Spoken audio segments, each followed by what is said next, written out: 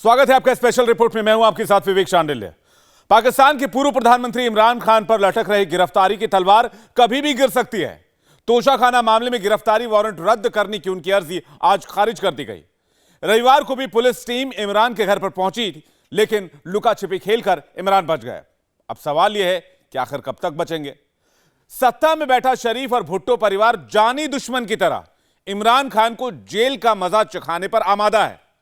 खुद इमरान खान की करतूतें भी उनका पीछा नहीं छोड़ रही हैं, लिहाजा उनका जेल जाना तो तय है। अफसोस की बात यह है कि पाकिस्तान में सियासी दुश्मनी के इस गंदे खेल में भूख से बिलबिला रहे लोगों की कोई नहीं सोच रहा है। मैं किसी इंसान ना किसी इदारे किसी के सामने मैं ना जिंदगी में झुकाऊं और इंशाल्लाह आपको भी कभी झुकने नहीं दूंगा।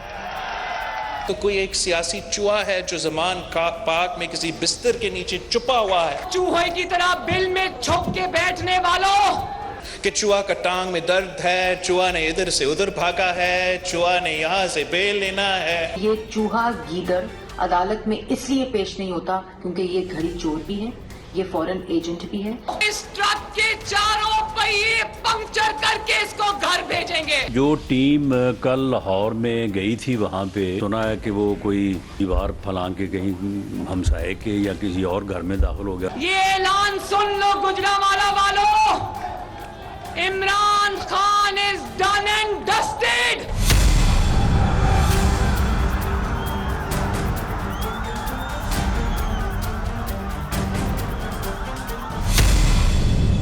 कब तक भागेंगे खान? मरियम लेंगी इंतकाम। इमरान के जेल जाने का वक्त आ गया। फिर पुलिस आएगी, फिर छिपेंगे इमरान। आज इमरान खान साहब की जो वारंट को मनसूख करने की दरख्वास्त थी वो मुस्तरद कर दी गई है। तो क्या अब इमरान खान साहब की गिरफ्तारी का कोई खदशा है या नहीं है? गिरफ्तार होंगे नहीं होंगे, ये एक सवाल है। इस वक्त जिधर भी जाएं आप यही लोग पूछते हैं, जी इमरान खान गिरफ्तार होंगे नहीं होंगे।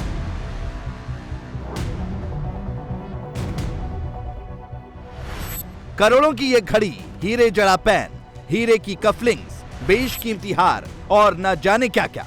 अरबों के तोहफों के लालच में इमरान खान की पूरी सियासत कौड़ियों के भाव हो रही है। तोशाखाना मामले में इमरान खान की अपील खारिज हो गई है। इस्लामाबाद की कोर्ट ने इमरान का गिरफ्तारी वारंट रद्द करने से इनकार कर दिया है, यानी इमरान खान की गिरफ्तारी कभी भी की जा सकती है। 28 फरवरी को इसी अदालत ने गिरफ्तारी वारंट जारी किया था, जिसके बाद रविवार को इस्लामाबाद पुलिस लाहौर में इमरान के घर पहुंची थी। देखें, जो टीम कल लाहौर में गई थी वहाँ पे वो वारंट लेके, तो उसके ऊपर उन्होंने बड़ा ड्रामा किया। सुना है कि वो कोई दीवार फलांग के कहीं हमसाए के या किसी और घर में दाखिल हो गया और उनका यहाँ तो है ही नहीं वो। उसके बाद फिर कहीं तो दोबारा वहाँ पे उसने बड़ी लंबी चौड़ी तकरीर भी झाड़ दी। उनका ये एक वतीरा बन गया है कि वो हर चीज़ को ड्रामेटाइज करते हैं। जिस दिन उसे गिरफ़्तार करना हुआ और अदालत में पेश करना हुआ, और ये चीज़ जो है वो अब ज़्यादा दूर नहीं है, तो इंशाल्लाह वो अदालत में जो है वो उन्हें पेश कर दिया जाएगा ताकि वो अपने किए को फेस करें। अब देखें ना, ये इतना बेशर्म और ढीठ आदमी है कि इसने जो है वो कोई 50 अरब रुपए का टीका लगाया कौमी खजाने को। इमरान खान जेल जाने से बचने के लिए तरह तरह के पैंतरे आजमा रहे हैं और सत्ता में बैठे उनके विरोधी इमरान की इस पैंतरेबाजी का मजाक उड़ा रहे हैं। इमरान खान कभी अपने समर्थकों को ढाल बनाते हैं तो कभी अपने ही घर में छिप जाते हैं। खेल लुका छिपी वाला खेल रहे हैं, लेकिन दावा ये ठोक रहे हैं कि वो झुकेंगे नहीं। हम सिर्फ एक अल्लाह के सामने झुकते हैं। ना मैं किसी इंसान ना किसी इदारे किसी के सामने मैं ना जिंदगी में झुकाऊं और इंशाल्लाह आपको भी कभी झुकने नहीं दूंगा। दुनिया के सामने जलील हो रहा है, वो क्राइम मिनिस्टर जाके पैसे मांगता फिर रहा है और लोग ठुकरा रहे हैं उसको।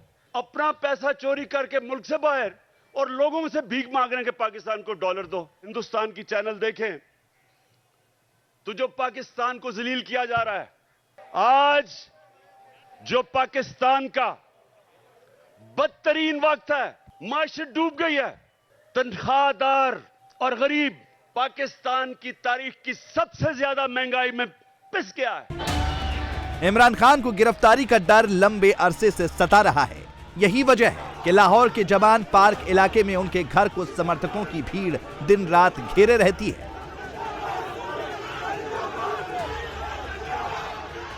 इस्लामाबाद कोर्ट से गिरफ्तारी वारंट की अर्जी खारिज होने के बाद जमान पार्क में सरगर्मी और बढ़ गई है। रविवार को इस्लामाबाद पुलिस इमरान की गिरफ्तारी के लिए पहुंची थी, लेकिन पुलिस को कहा गया कि इमरान घर पर नहीं है। पुलिस की टीम इमरान के कमरे तक गई। कमरे में इमरान नहीं मिले तो पुलिस टीम वापस लौट गई। पुलिस के जाने के बाद इमरान ने अपने घर के बाहर भाषण दिया। ये चूहा गीदड़ अदालत में इसलिए पेश नहीं होता क्योंकि ये घड़ी चोर भी है, ये फॉरेन एजेंट भी है। इसने पाकिस्तान की आवाम को लूटा है, पाकिस्तान की आवाम को महंगाई की चक्की में पीसा है, और ये शख्स जानता है कि जिस दिन ये अदालत के आगे पेश होगा ये पकड़ा जाएगा। और इसी वजह से जब इसको पुलिस पकड़ने आती है तो ये चीखे मारने लग जाता है, बिल में घुस जाता है, औरतों और बच्चों को ढाल बना लेता है। ये बिल्कुल वही मिसाल है कि जो शख्स जिसको मालूम है कि मैंने चोरी की है, मेरा क्या करोगे। ये उस NRO की मिलते हैं जो तोशा खाना चोर घड़ी चोर को चाहिए। ये उस वक्त सोचना था जिस वक्त घड़ी चोरी कर रहे थे, जिस वक्त तोशा खाना में डाके डाल रहे थे। तोशा खाना मामले में इमरान खान एक बार भी कोर्ट में पेश नहीं हुए। उनके वकील पहले गोलीकांड का हवाला देकर इमरान की पैर में चोट की दलील देते रहे, लेकिन जब कोर्ट ने ये दलीलें किनारे कर दी तो कहा जाने लगा कि पेशी के दौरान इमरान की जान को खतरा है। पिछली तारीख के ऊपर भी इमरान खान के ऊपर कातलाना हमला मुकम्मल तौर पर तैयार था। इस बार भी अगर सिक्योरिटी अरेंजमेंट्स को प्रॉपर नहीं किया जाता, इमरान खान के ऊपर कातलाना हमला तैयार है, इसलिए कि जो उनके कातिल हैं वो नहीं पकड़े गए, जो कातिल हैं वो आज़ाद फिर रहे हैं। लिहाजा इमरान खान को एक रियल थ्रेट है अदालतों के अंदर, और इमरान खान ही को थ्रेट नहीं है, जो जजेस हैं जिनकी अदालतों में वो पेश हो रहे हैं, और साथ जो लोग आ रहे हैं उनको भी किसी भी हादसे का सामना करना पड़ सकता है। आज एक मुल्क के तौर पर पाकिस्तान का नामो निशान खत्म होने की कगार पर है, लेकिन पाकिस्तान की सरकार इकोनॉमी को लेकर भागदौड़ करने की बजाय इमरान के पीछे भागदौड़ कर रही है। इसकी वजह भी है क्योंकि जब इमरान सत्ता में थे मुल्क तब भी डूब रहा था, और इमरान भी इकोनॉमी संभालने की बजाय अपने दुश्मनों को ठिकाने लगाने में व्यस्त थे। जून 2019 में बिलावल भुट्टो के पिता और पाकिस्तान के पूर्व राष्ट्रपति आसिफ अली जरदारी को गिरफ्तार किया गया। जुलाई 2019 में राणा सनाउल्लाह को ड्रग केस में गिरफ्तार किया गया। राणा सनाउल्लाह आज पाकिस्तान के गृह मंत्री हैं, और अगस्त 2019 में मरियम नवाज को गिरफ्तार किया गया था।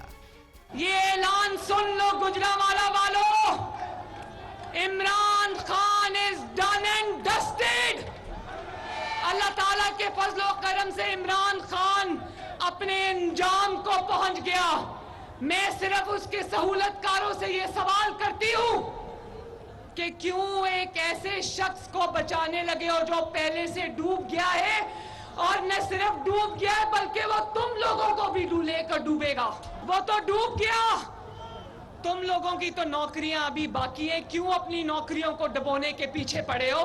चूहे की तरह बिल में छुप के बैठने वालों, अब अपना इंतखाबी निशान चूहा छोड़ के ट्रक रख लो। ट्रक, इस ट्रक के चारों पहिए पंक्चर करके इसको घर भेजेंगे। जब अदालतों में पेश होना था तो टांग टूटी हुई थी, अब जल्द से जुलूस करने फैसला आ गया है तो टांग का प्लास्टर उतर गया। वाह, लोगों को पागल समझा हुआ है।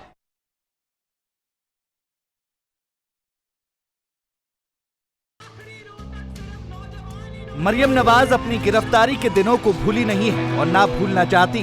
वो बदले की आग में सुलग रही है। चंद रोज पहले ही एक इंटरव्यू में उन्होंने जेल के दिनों की बातें बड़े ड्रामाई अंदाज में जाहिर की थी। दोनों दफा जब मैं जेल में गई तो कहर की गर्मी थी। 50 डिग्रीज टेम्परेचर था उस सेल में जिस सेल में मैं थी, और एक चारपाई थी मेरे पास। तो मैंने उनको कहा कि मैंने कोई फन, और आपको पता है चारपाई पे बहुत अच्छी नींद आती है। डबल बेड से ज़्यादा अच्छी नींद मुझे चारपाई पे आई। आप यकीन करें, मैं झूठ नहीं कह रही। बहुत अच्छी नींद आती थी। मेरे पास इस्त्री नहीं थी। और आपको पता है कि मेरे कोट लखपत जेल की मैं बात कर रही हूँ, मेरे कपड़े कैसे हम इस्त्री करते थे। वो जो फ्राइंग पैन था, एक चूल्हा था मेरे पास, उस फ्राइंग पैन को चूल्हे पे रख के गर्म करके तो मैं अपने कपड़े इस्त्री किया करती थी। मुझे नहीं पता था कि ये हो सकता। पाकिस्तान में इमरान खान के खिलाफ चौतरफा मोर्चा खुल गया है। अदालतें भी फौज के दबाव में इमरान के मन मुताबिक फैसले नहीं दे रही हैं, तो सरकार ने इमरान के भाषणों के प्रसारण पर रोक लगा दी है। पाकिस्तान की इलेक्ट्रॉनिक मीडिया रेगुलेटरी अथॉरिटी ने इसके लिए बाकायदा आदेश जारी किया है। आदेश के उल्लंघन पर एक न्यूज चैनल ARY का लाइसेंस भी सस्पेंड कर दिया गया है। एक दिन पहले ही विदेश मंत्री बिलावल भुट्टो ने सरकार का इरादा जाहिर कर दिया था। हर दिन हर रात टीवी चैनल्स पे कोई और सियासी जो शोशा है वो चलता है। अगर कुछ दिखा रहे हैं तो कोई एक सियासी चूहा है जो ज़मान पाक में किसी बिस्तर के नीचे छुपा हुआ है गिरफ्तारी से बचने के लिए, और वो उसी को दिखा रहे हैं कि चूहा का टांग में दर्द है, चूहा ने इधर से उधर भागा है, चूहा ने यहाँ से बेल लेना है। अब मेरा ख्याल में अवाम, पाकिस्तान का जो मीडिया है और हम सब का तवज्जो इस सियासी चूहा के बजाय पाकिस्तान के मिसाइल की तरफ होना चाहिए। जो तारीखी मुआशी बहरान जिससे हम गुजर रहे हैं उसको एड्रेस करने की तरफ होना चाहिए। बिलावल भुट्टो ने इकोनॉमी के नाम पर टीवी चैनलों को धमकाकर इमरान खान के भाषण रुकवाए तो इमरान इस बर्बाद इकोनॉमी का ठीकरा पूरे सत्ताधारी गठबंधन पर फोड़ रहे हैं। कभी भी पाकिस्तान इतना नीचे नहीं गिरा जो आज है, तो उसकी जरा वजह सुन लो। प्राइम मिनिस्टर 16 अरब रुपए का FIA का केस की चोरी में सजा होने लगी थी, जबकि जनरल बाजवा ने इसको बचा के प्राइम मिनिस्टर बनाया। इंटीरियर मिनिस्टर, इसने 18 कत्ल किए, लोग कहते हैं इससे बहुत ज्यादा कत्ल किए इसने। जमीनों पे कब्जे, कातिल, वो बैठ गया इंटीरियर मिनिस्टर। आसिफ जरदारी, वो दुनिया में माना हुआ चोर है।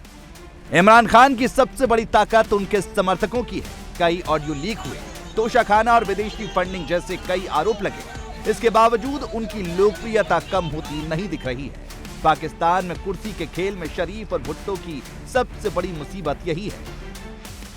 ओ कोई बेवकूफ कमअकल पागल होगा जो इमरान खान को गिरफ्तार करेगा। इमरान खान और ऊंचा हो जाएगा, इमरान खान और मकबूल हो जाएगा।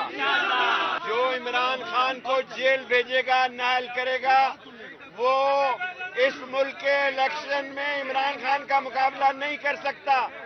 इनकी कोशिश होगी कि इमरान खान की जिंदगी से खेला जाए।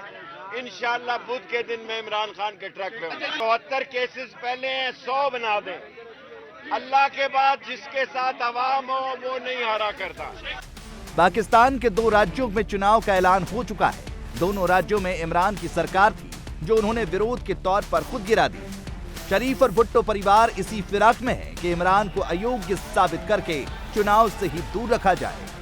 इतने लोगों को ये जितनी मर्जी धांधली कर लेंगे, मैनेज नहीं कर सकते हैं। तो खान साहब तो आए 2/3 PTI और खान साहब आ रहे हैं इंशाल्लाह। खान साहब को नहीं हरा सकते अब, इनको पूरे पाकिस्तान से इस बार बहुत मार पड़नी है। ये जानते हैं कि 13 पार्टी सारा निजाम मिलके भी खान साहब का मुकाबला नहीं कर सकते। हर जलसे में, हर कन्वेंशन में और तमाम स्टेडियम में मरियम के पापा चोर हैं। क्योंकि मरियम के पापा चोर हैं, चोर को चोर ही कहेंगे ना। आप चोर के लिए या तो कोई और लफ्ज बना दें, आप चोर को चोर ही कहेंगे, चोर के लिए कोई और लफ्ज है ही नहीं। अगर कोई चोर को चोर कह रहा तो बदतमीज कैसे हुआ? ये तो सच हुआ ना। आपकी बेटी अरबों की करप्शन माफ करवा के खुली घूम रही है, जब उसको सजा भी हुई थी तब भी जमानत लेके खुली घूमती थी।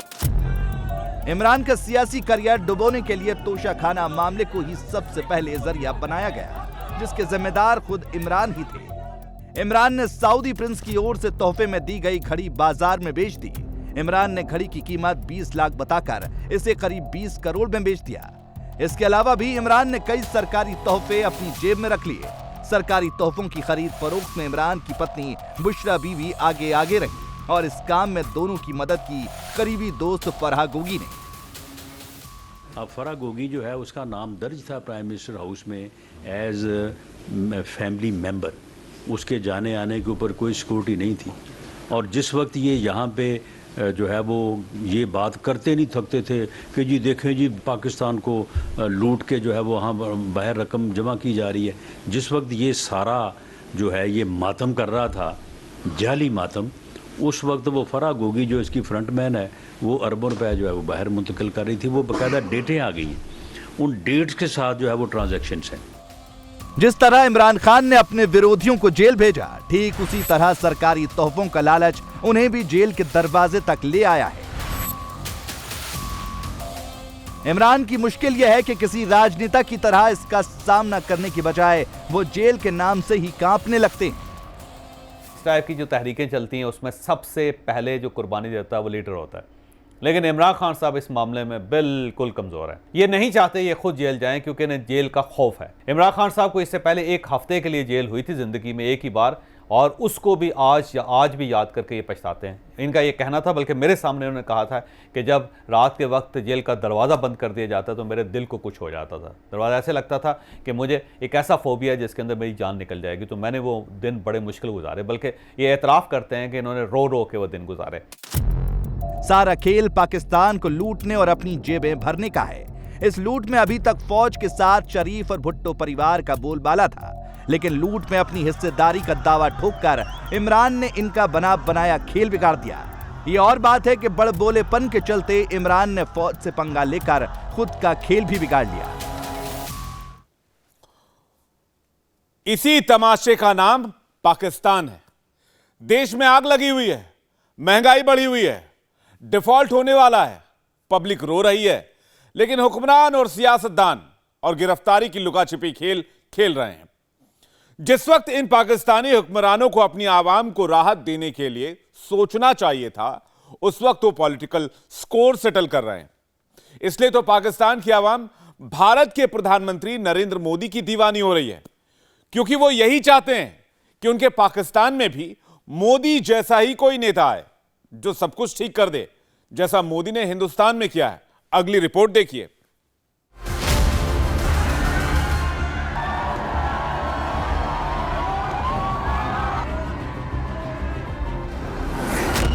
पाकिस्तानियों ने भी कर दी भविष्यवाणी, 2024 में मोदी की ही हुकूमत है आनी। एग्जैक्टली अगर वो इसी तरह काम करता रहा और आवाम उससे खुश थी तो फॉर थर्ड टाइम भी वो आ सकते हैं, बड़ी आसानी से आ सकते हैं। नो डाउट कि इंडिया हमारे से बहुत आगे जा रहा है और प्राइम मिनिस्टर मोदी का इसमें बहुत बड़ा हाथ है। मोदी एक पाकिस्तानी की शान, बोला गांधी के बाद मोदी का नाम। गांधी जी के बाद अगर सुनहरी हरफों में किसी बुक में नाम लिखा जाता तो वो मोदी साहब का होना चाहिए। नंबर 1 गांधी, नंबर 2 मोदी, इसके अलावा तीसरा नाम कोई नहीं होना चाहिए। पड़ोस में बर्बादी का कोहराम, भारत से 100 साल पीछे हुआ पाकिस्तान। एक तो मेरी हम्बल रिक्वेस्ट होगी पाकिस्तान के लोगों से कि अपना कंपैरिजन अब भारत के साथ करना छोड़ें। वो आपको 100 साल का गैप दे चुके हैं। आटा 150 रुपए किलो, चाय पत्ती 1800 रुपए किलो, घी 1800 रुपए किलो, तेल 550 रुपए किलो, मटन 1300 रुपए किलो, चिकन 500 रुपए किलो, अंडे 245 रुपए दर्जन। यह पाकिस्तान की वो रेट लिस्ट है जिसे देखकर हर पाकिस्तानी रो रहा है, बिलख रहा है, अपने हुक्मरानों के साथ उस घड़ी को कोस रहा है जब वो पाकिस्तान में पैदा हो। गरीब आदमी के पास जो ज़्यादा जो लग्जरी खेलने खाने पीने के हिसाब से एक वाहिद मुर्गी थी जो कभी वो हफ्ते में 1-2 दफ़ा बना लिया करता था, ठीक है। 300 रुपये से जो जंप की इसने 750-800 तक, इसका मकसद ये है कि गरीबों से जो है वो थोड़ी सी जो मुर्गी चिकन जो है ना, जो एक बिल्कुल जो वाइट मीट है वो हल्का है, इससे भी जो है आवाम से छीन लिया है उन्होंने। सुबह उठते नया बम हमारे ऊपर होता है, जब घी लेने जाओ तो उसकी कीमत आसमान पे होती है, दूध लेने जाओ तो उसकी, अब बताएं गरीब 200 किलो दूध कैसे छोटे बच्चों को पिलाएं। जी महंगाई की वजह से तो तबाही हो गई है जी बिल्कुल मुल्क में, और एक दफ़ा रेट और होता है, एक दफ़ा दोबारा लेने जाएं तो उस चीज़ का रेट भी नहीं बनता, वो कहता है जी बढ़ गया डॉलर। पाकिस्तान में महंगाई ने पिछले कई रिकॉर्ड तोड़ दिए हैं और ये पिछले 58 साल के सबसे ऊंचे स्तर पर पहुंच गई है। एक साल में पाकिस्तान में महंगाई दर 31.5% बढ़ी है। खाने की चीजों की महंगाई शहरों में 42% और ग्रामीण इलाकों में 47% हो गई है। इसीलिए तो पाकिस्तानियों को सिर्फ मोदी और हिंदुस्तान ही नजर आ रहा है। वो अपने मुल्क और हुक्मरानों से हताश हो चुके हैं। और ऐसे में जब उन्हें यह पता चलता है कि भारत में आकर इटली की प्रधानमंत्री खुद नरेंद्र मोदी को दुनिया का सबसे ज्यादा पसंद किए जाने वाला नेता बताती हैं, तो सोचिए इन पाकिस्तानियों पर क्या गुजरती होगी। इंडिया के प्राइम मिनिस्टर एक कैसे लीडर हैं? इसमें कोई भी शक नहीं कि वो for the consecutive second time वो अगर प्राइम मिनिस्टर आ रहे हैं तो उसमें कोई ऐसी पोटेंशियल है, उसमें कोई एनर्जी है, वो क्रिस्मेटिक पर्सनालिटी है और उसकी वजह से इंडिया में बड़ी तरक्की हुई है। और इंडिया की अगर हम वैसे भी बात करें तो पाकिस्तान से वो चूँकि आईटी के लिहाज से कोई भी इकोनॉमिकली लिहाज से तो वो बड़ा अच्छा है। और इसकी वजह से हम अगर सीओज देखें तो उसमें कोई भी बात नहीं है कि वो एक क्रिस्मेटिक पर्सनालिटी है और एक एमर्जिंग लीडर बन रहे हैं पूरी दुनिया में। और उसके पीछे ये है ना कि वो उसकी पार्टी है, उसकी जो आइडियोलॉजीज़ है, उसकी जो फॉरेन पॉलिसी है, तो वो हमें पाकिस्तान से काफ़ी बेहतर है, जिसकी वजह से तो उसकी पूरी दुनिया में वो पहचाने जाते हैं अपनी नज़रियात की वजह से। आपको पता है इटली की पीएम ने कहा है कि नरेंद्र मोदी यानी कि इंडिया के प्राइम मिनिस्टर पूरी दुनिया में सबसे ज़्यादा चाहे जाने वाले लीडर हैं। ये तो बड़ी अच्छी बात है। हमारे हुक्मरानों में इससे सीखना चाहिए कि अगर वो इंडिया जो हम एक साथ आज़ाद हुए थे तो इतने करिस्मेटिक पर्सनालिटी हो बन सकते तो वह नॉट वी तो पाकिस्तान के लीडर्स क्यों नसते। तो इसमें से पाकिस्तान लीडर्स के लिए एक अच्छी सबक है, उनको सीखना चाहिए इनसे। पाकिस्तानी जानते हैं कि उनके मुल्क का ये हाल उनके अपने हुक्मरानों ने किया है। मुल्क इस वक्त इमरान खान, शहबाज शरीफ और फौज की त्रिकोणीय लड़ाई में पिस रहा है, जहां पाकिस्तान की भलाई कोई नहीं सोच रहा, बल्कि हर कोई बस सत्ता पाना चाहता है या सत्ता बचाना चाहता है। इसीलिए पाकिस्तानियों को लगता है कि अब उन्हें मोदी जैसे एक नेता की जरूरत है। जो उनमें एक चीज़ अच्छी लगती है वो किस तरह से इकोनॉमी को ग्रो कर रहे हैं, इतनी बड़े कंट्री उनके पास है, तो ही इज़ गुड। पाकिस्तान को भी उनसे कुछ सीखना चाहिए कि किस तरह से वो सारी चीज़ों को हैंडल कर रहे हैं। और उनकी जिस तरह से इंफॉर्मेशन की टेक्नोलॉजी है और आईटी की टेक्नोलॉजी है, ये टेक्नोलॉजी उनकी काफ़ी अच्छी ग्रो कर रही है। और दुनिया का बड़ा कंट्री आ गया वो गाड़ियाँ बनाने में, गाड़ियाँ वो वहाँ पे बन रही हैं, एक्सपोर्ट वो कर रहे हैं। जापान को पीछे छोड़ दिया। नहीं, दूसरा है वो ईस्टर्न मुल्क। और वहाँ से बस, ट्रैक्टर, ट्रॉली वहाँ बना के दूसरे गल्फ अपना सिटीज में उनके इतनी उनकी एक्सपोर्ट बढ़ गई है। हम लोग फिर कहाँ पे हैं? $600 उनके रिजर्व्स हैं, हमारे मांगे तांगे पैसे पड़े हुए हैं, वो जो हम इस्तेमाल नहीं कर सकते। बात हम करते हैं इंडिया से मुकाबले की, लड़ाई की, जंग की, हम तो 1 घंटा जंग नहीं कर सकते। ये फ़ौज हमारी कर क्या रही है? ये सिर्फ आवाम को बेच रही है। पहले तो मुल्क गिरवी रखा हुआ था, अब तो इन्होंने आवाम को गिरवी रख दी है। वैसे डर ये भी है कि इंडिया की तारीफ करके ये पाकिस्तानी कहीं फंस न जाएं, क्योंकि पाकिस्तान में मोदी और इंडिया की तारीफ करने का खामियाजा आबिद अली पहले से भुगत रहे हैं। आप इन्हें भूले नहीं होंगे, ये पाकिस्तान में मोदी के सबसे बड़े फैन आबिद अली हैं, जो लगातार खुलकर भारत के प्रधानमंत्री की तारीफ करते हैं। लेकिन अब आबिद को उन्हीं के मुल्क में गद्दार कहा जा रहा है। लोगों ने मुझे गद्दार कहा, लोगों ने मुझे क्या क्या कहा, आप सोच भी नहीं सकते। मेरी जगह पे आप खड़े हों, आपको कोई आपका हमसाया कह दे कि यार ये वही गद्दार है, क्या फील करोगे आप? क्या हो गया ऐसा? मैंने क्या कर दिया? मोदी को अच्छा कह दिया, इंडिया की तारीफ कर दी, तो क्यों ना करूं यार? आप भी देखो, किसी पढ़े लिखे इंसान को मेरी जगह पे लेके आए, उससे ये बातें पूछें कि यार आप मोदी की तारीफ कर रहे हो तो दुनिया पूरी तारीफ कर रही, दुनिया पूरी बेवकूफ़ है, पूरी दुनिया गद्दार है। लेकिन इसके बावजूद आबिद को फर्क नहीं पड़ रहा कि उन्हें क्या कहा जा रहा है या उनके साथ क्या सलूक हो सकता है। वो अभी भी प्रधानमंत्री नरेंद्र मोदी की तारीफों के पुल बांध रहे हैं। अब तो उन्होंने मोदी को महात्मा गांधी के बाद भारत का दूसरा सबसे बड़ा नेता बता दिया है। गांधी जी ने इंडिया बनाया, गांधी जी ने बनाया ना इंडिया। गांधी जी के इंडिया बनाने के बाद बहुत से वज़ीर-ए-आज़म आए, बहुत पॉलिटिशियन आए, पता नहीं कौन कौन आया, किसी ने गवर्नमेंट की, कभी कोई सिख आ गया, कभी कोई आ गया, कभी कोई आ गया। वो इंडिया को ऊपर नहीं लेके जा सके। इंडिया कौन ऊपर लेके गया? प्राइम मिनिस्टर मोदी साहब। तो मोदी साहब की तारीफ बनती है यार कि वो अपने इंडिया को 8 साल पहले इंडिया क्या था और आज इंडिया क्या है। मैं पाकिस्तानी होने के नाते ये मोदी साहब को ये बात करना चाहूँगा और पूरे इंडिया को ये बताना चाहूँगा कि अगर गांधी साहब ने इंडिया बनाया है ना, तो इंडिया संवारा है मोदी साहब ने। इंडिया को खूबसूरती इंडिया में लेके आया मोदी साहब, इंडिया को ब्रांड बनाया मोदी साहब ने। पाकिस्तान के प्रधानमंत्री शहबाज शरीफ की हालत बहुत ज्यादा खराब है। पूरे पाकिस्तान के हालात शरीफ के खिलाफ हैं। पाकिस्तान में आतंकवादी हमले हो रहे हैं, मुल्क महंगाई से पहले ही जूझ रहा है। इमरान खान भी लगातार चुनौती दे रहे हैं। चीन भी कर्ज के नाम पर ब्लैकमेल कर रहा है। बलूचिस्तान और खैबर में हिंसक प्रदर्शन हो रहे हैं। पीओके के लोग सड़कों पर उतर आए हैं। पाकिस्तान को IMF से जो मदद मिलनी है वो भी अटकी हुई है। कई महीनों से पाकिस्तान इस कोशिश में है, लेकिन IMF उस पर भरोसा नहीं कर पा रहा। IMF की कड़ी शर्तें पाकिस्तान को माननी पड़ रही हैं, जिसके बाद पाकिस्तान में महंगाई आसमान छू रही है। आम पाकिस्तानियों की हालत बहुत ज्यादा खराब हो गई है। पाकिस्तान में रेहड़ी लगाने वालों की कमाई आधी रह गई है। लोगों ने प्राइवेट स्कूल में पढ़ने वाले बच्चों को सरकारी स्कूल में दाखिल कर दिया है। घर का खर्च चलाने के लिए लोगों को हर महीने पैसे उधार लेने पड़ रहे हैं। गरीब लोगों को 2 वक्त का खाना भी नहीं मिल पा रहा। NGO वालों के पास खाने वालों की तादाद बढ़ गई है और दान देने वालों की संख्या कम हो गई है। बहुत ज्यादा होगी। हुकूमत को सोचना चाहिए कि जनाब कुछ करे पाकिस्तान के लिए। 500 रुपए का खा लिया ही तो फिर आटा घी चीनी दालें लेना गरीब इंसान की बस से बाहर हो चुका है। रात को सो जाओ, सुबह उठ जाओ, तेल महंगा है, आटा महंगा है, दाल महंगा है, चीनी महंगा है, तो ये गरीब तबका जो है ये क्या करेंगे। अभी रमजान शरीफ आने वाला है, अभी से यार यूटिलिटी स्टोर वालों ने जो जनाब दालें, दूध और घी वगैरह तो अभी से इन्होंने ऐलान कर दिया कि 15% जो है ना महंगाई और बढ़ गई है। बहुत महंगी हो गई है। अभी घर चलाना बहुत मुश्किल हो गया है। अभी जो 20-25 हज़ार 30 हज़ार कमाने वाला बंदा ना वो घर का गुजारा नहीं कर सकता है। पूरी दुनिया इस टाइम पाकिस्तानियों को कोई अच्छा नहीं समझ रहे। आपको मैं बिल्कुल सही बात कर रहा हूँ। जो लोग पाकिस्तान से बाहर जाते हैं, जिनके बिजनेस हैं या कोई नेशनल है दूसरी कंट्रीज़ में, उन लोगों से आप पूछें कि यार आप पाकिस्तानी पासपोर्ट पे या अपना पाकिस्तानी होने के ऊपर क्या फ़ील करते हो।